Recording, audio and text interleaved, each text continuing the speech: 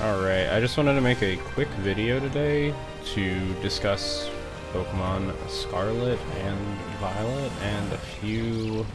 So my quick... I don't even really want to say, like, I don't know, I guess it is first impressions, but it feels like I've also, like, been wandering around so much that it's hard to actually consider it a first impressions. Although I guess last night I finally got past the halfway point with the gym badges. Anyway, I wanted to discuss a couple of things, pros and cons, and why I'm really sad about the release of Scarlet and Violet. So first thing I want to put out, I don't want to like compliment a product and then leave the negatives for the end. I want to put the negatives out there first.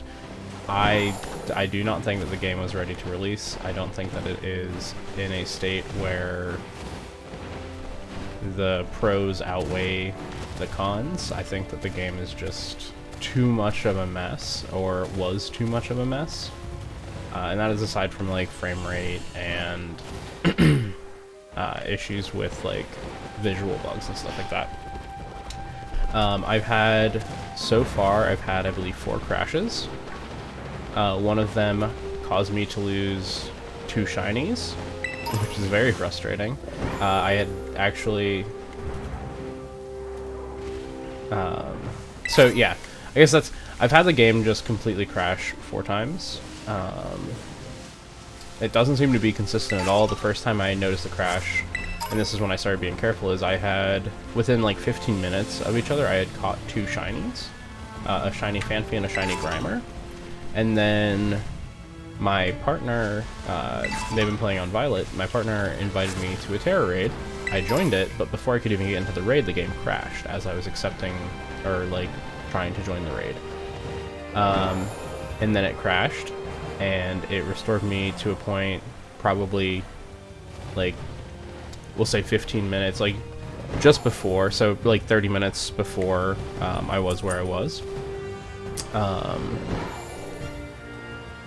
And I've had that issue since. Luckily, with no shinies, I've been more diligent to make sure, with the amount of issues that I am manually saving after every shiny catch.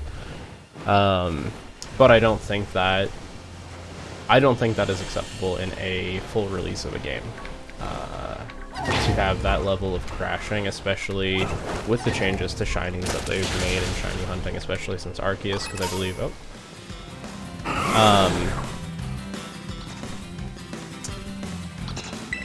which kind of goes into the game design. I'll jump into that in a little bit. The other issues that I have from like a technical point of view, and it's not really like, again, these go into like visual bugs and things like that. I do think the frame rate is really bad, and I think this may be a reason why some things may not be there to like squeeze every ounce of performance. I don't know if maybe like having a sound and the visual display that they had in Arceus for shinies, I don't know if it tanked the frame rate even more and so they removed it, or if there's something else there.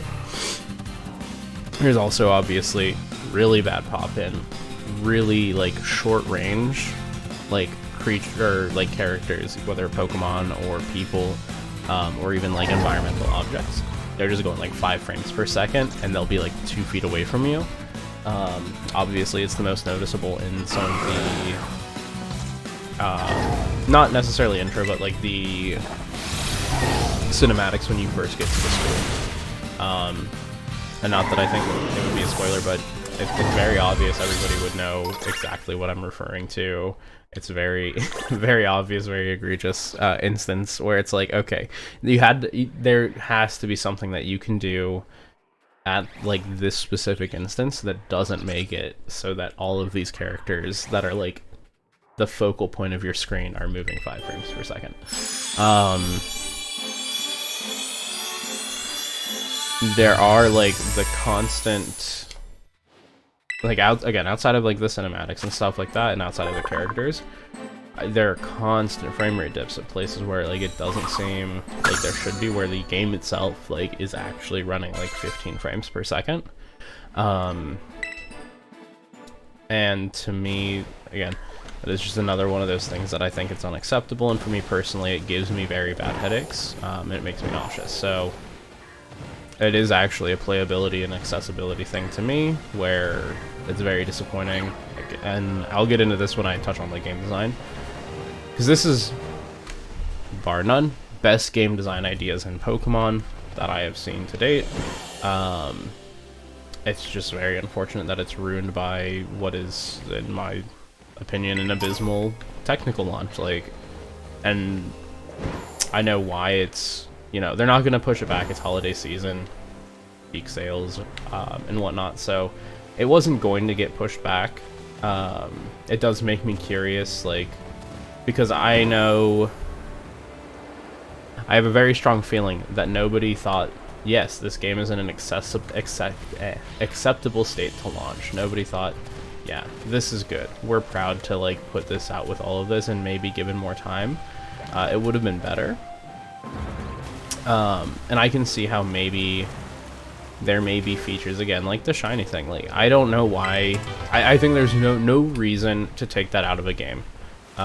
If you're thinking about, hey, we have issues with people like trying to shiny hack and things like that, and even like in the game people have found, at least as far as I'm aware, a way to duplicate shinies. If these are issues, if these are concerns that you have, you should be making shiny hunting easier. It's already very difficult to find shinies, like the odds are very low.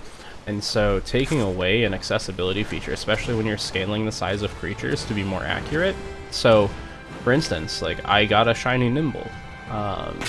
It's very cool. I like having a shiny. I mean, at this point, it's what is it, like Tox? I don't know. We'll see. I'm gonna go look at my shinies, and this is sad because this hurts me because I should have 5 shinies right now, but I only have 3. Loxic, that's what it is. But like, this motherfucker's small. He is a tiny boy. Oh,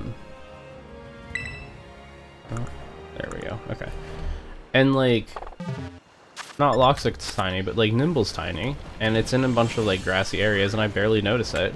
And with so many Pokemon being so small, it feels like if you want to not miss shinies, you need to like walk up and down, stare at the ground, which is, it takes a lot out of the enjoyment of the game for me.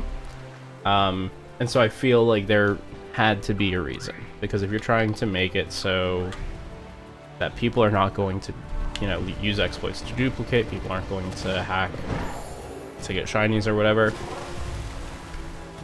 you need to be introducing ways to make hunting for shinies in a legitimate manner more easy and more accessible, not taking away features that have been in previous games that people enjoyed. I know I've kind of gone in a circle on this, but yeah.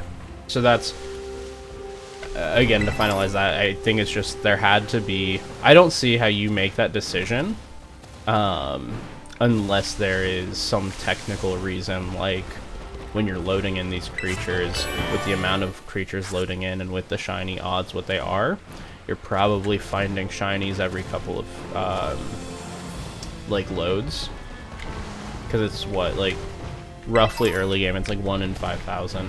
I know it's like 4,096 or whatever, but just to make it easier, if we look at it, like I see 1 2 3 4 5 6 7, so let's say I've got 10 creatures, maybe even 20, like right here. So we can probably say there's like 60 between here and the mountains.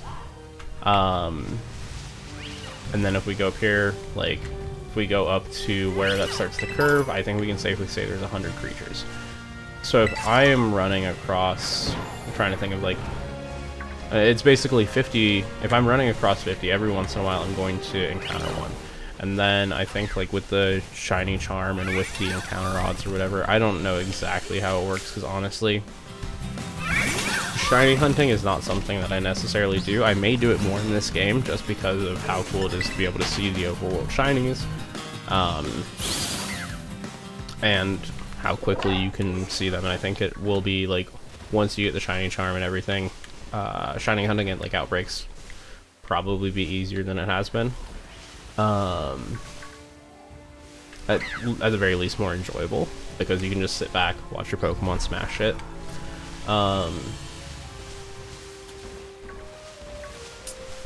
On one last note on that is, if the shinies were more noticeable, like the variations, some of them are very noticeable, but some of them are not. Some of them, like, again, Fanfy. I think both Fanfys, because you may have noticed I had another Fanfy in my box. I encountered some shiny Fanfys when I was in the deserts.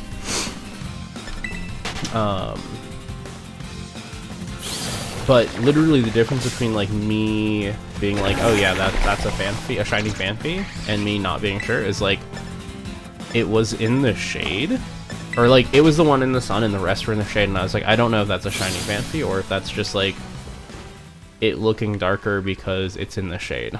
And so I had to stare at it and wait. And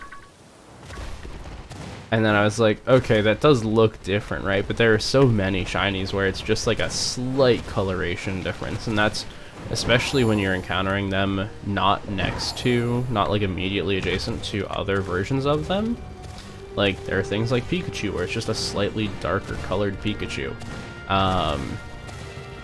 And so if I'm going somewhere, I shouldn't have to, and I see like a Pikachu on the other side, I shouldn't have to, in my opinion, I shouldn't have to walk over, study it, investigate it. Like, if I'm this far away and I see a Pikachu over there, but I'm trying to fucking go over here, I don't think I should have to, like, say that furthest Snover is a Pikachu, and it's the only Pikachu.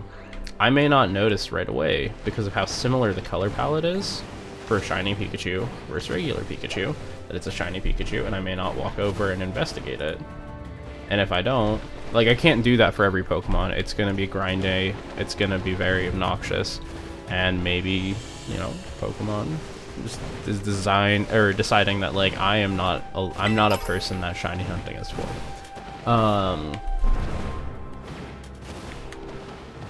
But again, I think it's a technical limitation. Oh, I don't have a Magnemite yet, so we're gonna go ahead. Just catching the base forms and then leveling them up, because I'd done like the living Pokedex for all the games, but it just, when you start trying to like breed and shit, and I am trying to get into like more VGC play after I got Sword and Shield,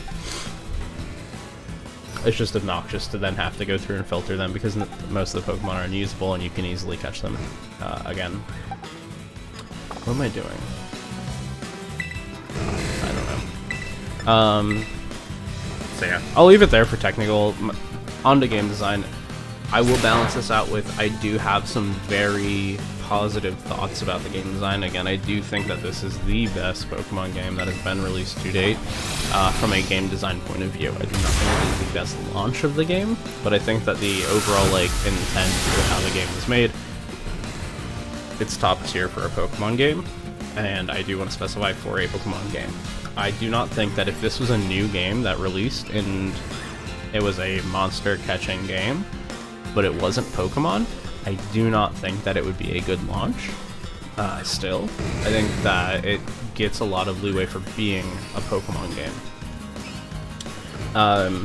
So, the positives, to stop kind of bashing on it for a second, we'll bash on it a little bit more.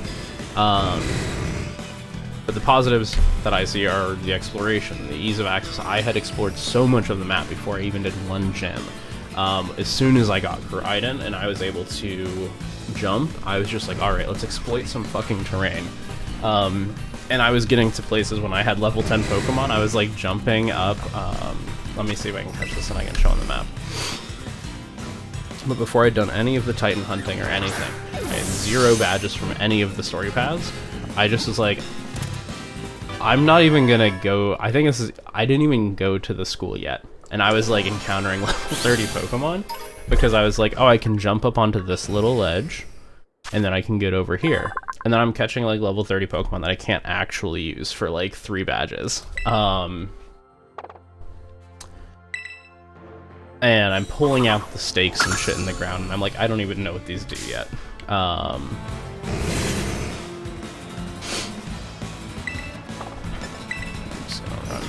I want to show on the map where it was. Let me run. Oh, magnetic pole. What the fuck? It's pretty sad.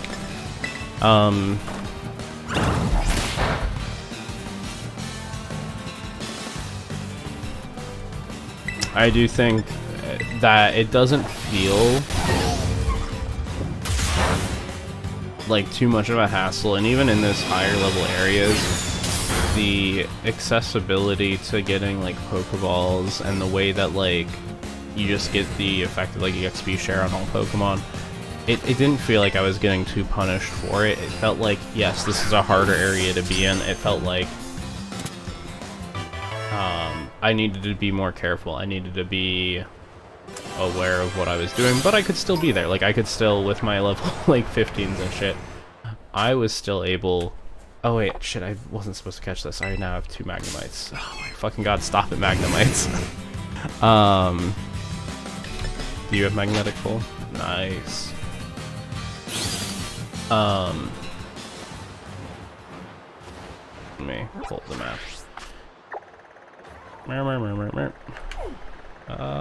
Where is the... Okay. It's a huge map, too. It's so cool. Like, just getting to run everywhere on this map. That is another thing that I think is wonderful, is that it's not really restricted to. I think some of the areas that, like, appear to be restricted, they are restricted because you are not. Because they're, like, I don't even want to say hidden ways, and maybe the ways that I've found are not intentional, again, because my partner was out here, like, following the like general story. They weren't like doing like one badge, or like we're doing all gym badges, all Titan badges, and then like grind. They were just kind of like naturally exploring the world, but like my brain just won't let me. I have to explore every nook and cranny in an area, make sure I've picked up every item, make sure I've caught every Pokemon in the area. And I don't like to walk past an area and come back to it later. Let me find... So yeah, it's like right here. I remember this so much because I've stared out on the map a lot. Right here, like where this little green area is above the green north arrow, where that tree is. First of all, it bothered the shit out of me that it is a ledge. It is a ledge you are not able to like walk up, and it doesn't have the like brown edge line. I think that the map is really inconsistent in that in some regards. But anyway, you couldn't get up there walking. But once you get Koraidon, there is a way, or like once you're able to ride Koraidon, I guess that's after you get, yeah, you don't get access to riding Koraidon until you go to the academy. So never mind, it was after the academy. But like as soon as I got access, I had to go back here because I felt like I should be able to get up here. And I found like a little area where you can jump on like one ledge. You sit there and then you jump and then move, and then you can get up here. And then I explored this whole area before I even went back into the city. And that was a lot of like my first day of play, was just me exploring all of this over here. And that to me is very cool. It's very fun. I don't know if that's, you know, if there's another more intentional way. I don't think I was supposed to go that way. I think you're supposed to go, and like it looks, I don't know if this leads to much, because I looked at it from up here and I'm not sure if this bridge actually, because I haven't gone over onto this side yet. I kind of walked around this, saw land bridge, human bridge, and was like, alright, so that's how I get up here, but I'm not gonna fuck with that shit yet. Because as soon as I walk across that bridge, it starts the whole thing over again, where I have to then walk right, and I have to go as far right as I can and walk around this and just do the whole area, and that was too much. I was like, I'm like, I have done this, I have cleared this area, we are gonna go this way now.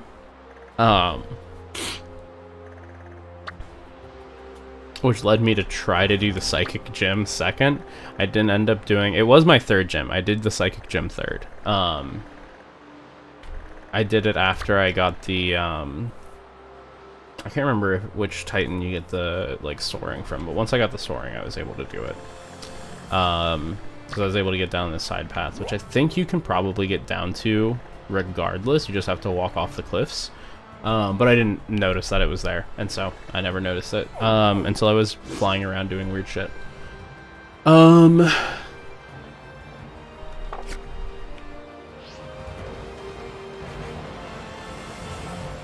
trying to think of what else. So yeah, sorry, I'm just all over the place. It's completely unscripted. I just wanted to get out here, throw some thoughts down so I can get a video uploaded earlier today. I've been a bit behind on doing that. I've been, you know, playing a lot of League of Legends, and then this came out, and so it's just been completely eating up my time.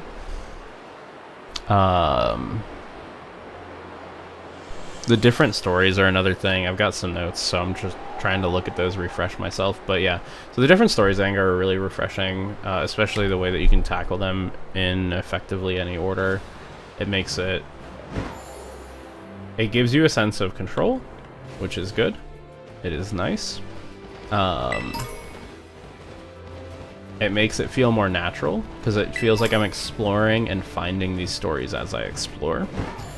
Which feels a lot more rewarding, because that's how I found actually the first Team Star battle. Was I was just exploring, and then I was like, oh shit, here's this Team Star base, I'm getting a call on my phone. And so that just, it feels really good for that to be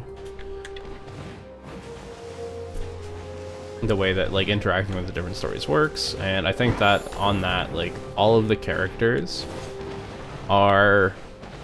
and I hesitate to say good, but passable. Like, there isn't a single character that I'm like, yeah, you're a bad character. There are some characters I'm like, that's a bit cringe, right? But like, all of the characters are passable characters. There are some good characters too. As far as like the writing, the dialogue, the overall like game design aesthetically for the characters, or the character design, I don't know. Designing a character is not game design. We're just gonna beat these up. And this is another thing, it's like, it feels like if you don't know already what the shinies look like, you are punished when it comes to, because I know that some of them look the same, and I'm like, I don't fucking know what a shiny Jumpluff looks like. That looked a little more yellowy than a normal Jumpluff. Do I think that should be a shiny? No, not really, but like, we have we have Sickly Tauros, so I guess it's possible. Yeah,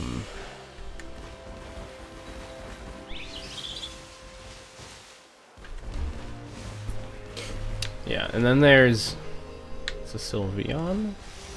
The accessibility to grinding in this game too is really nice. I can just throw out my Pokemon, sort of walk around. You get, if you're walking around picking up items, you get so many. I got so many rare candies. I get so many XP candies. You can do the terror raids, which are a fun way again to get a lot of the XP candies. It just feels like the game is making leveling up Pokemon a lot more enjoyable.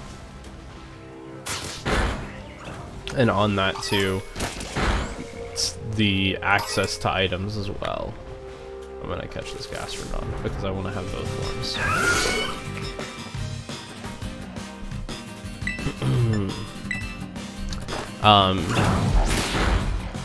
Where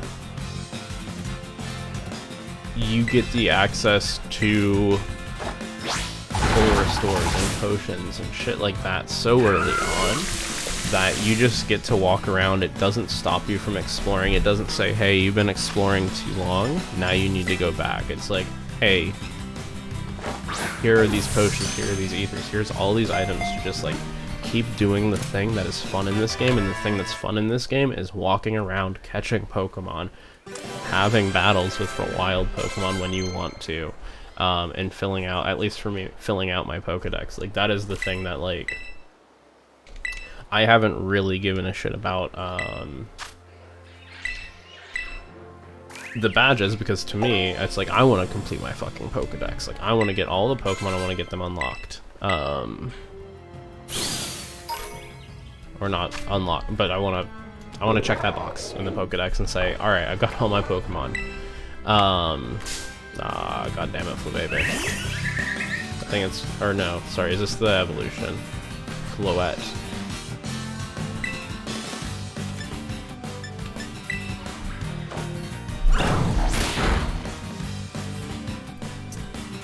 I think, yeah, so I'm looking at my notes and I see, like, the 2 negative things I had, or I guess I have 3 things from, like, a game design point of view that I think were negatives. One is Chinese, we really touched on that a lot in the technical, and how I do feel like, the end of the day, the issues there, I can see a world where that's a technical limitation. Still think it's bad. But I can see how that may be a technical limitation and not necessarily they made a game design choice to take that feature away because they thought it made a better game.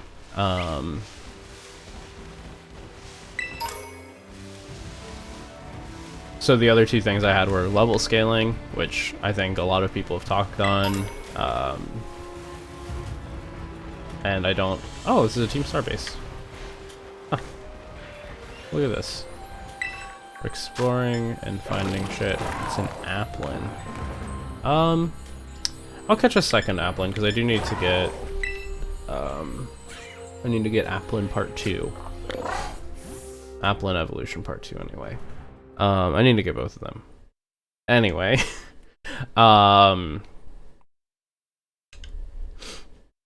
Yeah, so level scaling, I think it's... I think that there are easy ways you could have done it. You don't necessarily even have to do it with trainers. You can say, like, if you have 1 gym badge, this is, like... You can have 8 different stages for trainers, and you can say every gym badge. Or, instead of 18 badges, you can have... Each one has 18 tiers. And it's based off of, like, okay, you have 1 badge. 1 of any badge? Okay. Now this person's Pokemon are set to Stage 2. This Titan is set to Stage 2. Team Star is set to Stage 2. If you're gonna open all of them up and make it be like, hey, you can do anything in any order, I think that is a good idea. I don't think you need to dynamically scale it based off your party's Pokemon, because then I think it takes away that feeling of, like, you know, some people grind to get overpowered Pokemon, and it's like, cool, whatever. Like, let them have their overpowered Pokemon if they're gonna grind and go into it with a Pokemon that's 10 levels higher. I also think that makes it a lot harder from a game design point of view. But if you have an idea of how the average person playing the game is going to be leveling, then you can say, okay, so when person gets first badge, they usually hit second badge of whatever at around this power level, and you can have Titans, Team Star engines have those stages to get them to where you see those average levels or whatever. The other thing is, especially in this game, with the jumps from overall game design, and the I don't want to say like an overemphasis, but the addition of a lot more like cinematic cutscenes. It feels really noticeable, the lack of voice acting, and it just feels weird because it's this weird silence when you're watching these characters talk and animate, and it's just like nothing is being said. It's not a fake voice, it's not somebody reading line, it's just, it feels weird. And for some of the longer cutscenes, especially in the intro, it feels really bad, or like, I don't want to say, it does feel bad. It feels bad, it feels weird, whatever you want to say. It just like feels off sitting there watching, and you're like, it's just really easy to zone out and not read it and just like, and it's like, especially since they've upped the characters, they upped the writing for the characters and everything. I want to hear these characters, I want to be part of this story, but I just am not being told what's going on. And it makes it, again, feel less immersive, less engaging, and it's really frustrating to have something that I want to do, that I want to like, not actively trying to engage me. Yeah, I really think that's it. I think that in the future, as I finish up the mainline story, finish up some of the post-game, I'll probably, for the rest of the year, try to be putting out some Pokemon videos, you know, to capitalize on new products, as well as the fact that I'm playing a shit ton of this and probably won't be playing much else. Yeah, thanks for watching. I appreciate if you agree, disagree, or whatever, like, please feel free to share. I think this is like something I've had several passionate conversations with my partner. They disagree with me on, at the very least, some of it, maybe a lot of it, especially when it comes to like some of the discussion around it, like how much negativity is appropriate and things like that. Yeah, so please feel free if you want to engage. I am more than happy to talk about this, continue to make videos about this topic, and then discuss in general, like, how issues arise and whatnot. But again, thanks. I will talk to you all later. Bye.